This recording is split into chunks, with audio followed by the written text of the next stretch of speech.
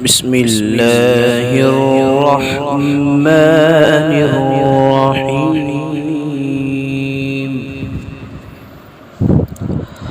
أرأيت الذي يكذب بالدين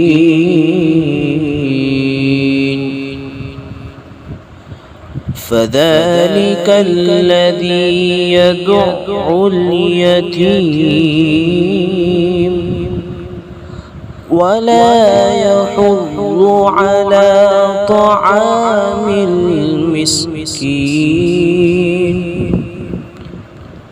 فويل للمصلين الذين هم عن صلاتهم ساهون